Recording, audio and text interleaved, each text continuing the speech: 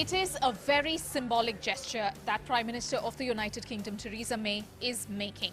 Just after taking over as Prime Minister months ago and after travelling only to Europe, the first country that she will be travelling to will be India. And that, for many Indians living here in London, in the UK, is like a big wow, yay. Also for India, given India is a very important country for Britain. Britain has been a great ally of India for several years now. Many describe it as an umbilical cord between these two countries, which really cannot be cut off, given the UK and India bilateral economy ties are just so very strong.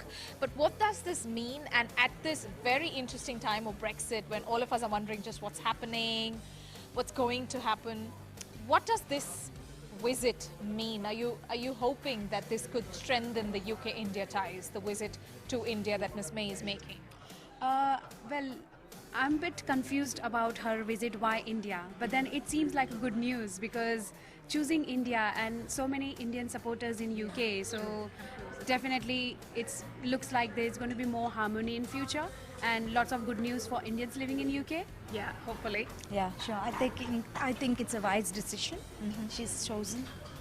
She's chosen India, so it's wise indeed. What do you do, ma'am? What do you do here?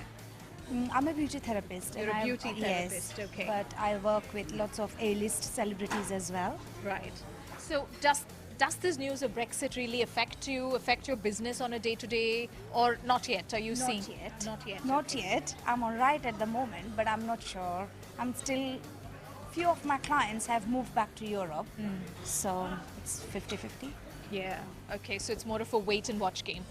Columnists, the two of you, what are your thoughts on the fact that the Prime Minister has chosen India over any other country in the world to make this first visit? Well, I think it's absolutely wonderful, really, really positive because, you know, the two countries have such a history together, you know, with the British Empire and England and the amount of skills that come over, and being a British-born Asian person, I'm absolutely delighted that she has chosen India as the first place to visit. Absolutely delighted. Yeah. Delighted, of course.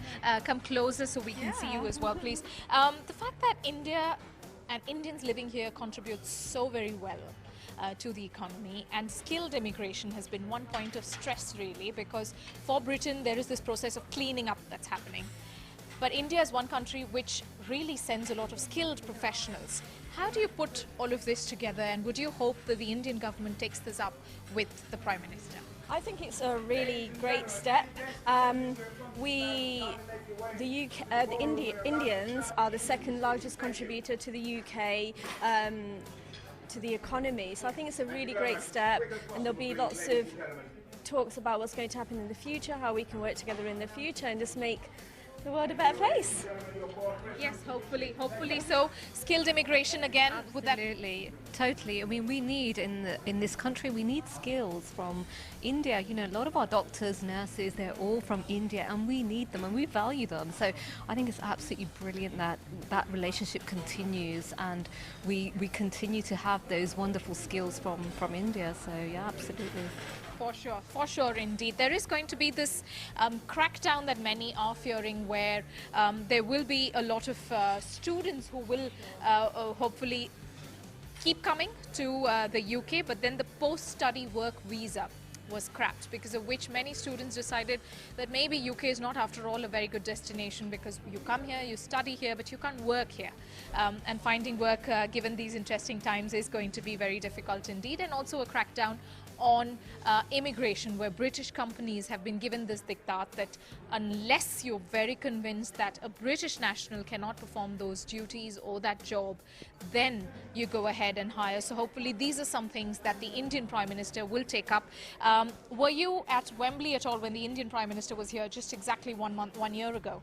No, I'm fortunately missed it. Yeah, I heard about it, yeah. I knew people that were there, and they were very sort of, you know, they spoke very highly of the Prime Minister and what he spoke about. So I think that was good to build the relations. Sure, goodwill indeed. And the fact that just exactly 1 year later, because I remember the dates, you know, for a journalist it's not very difficult to remember dates of big stories. But yes, the Prime Minister of India was here November 12th.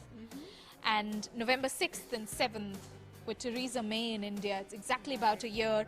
Of course, not the same circumstances given Brexit has happened, but then also at a time that America again is going to elections around those dates. So will be very interesting to see how international bilateral relations, trade relations change.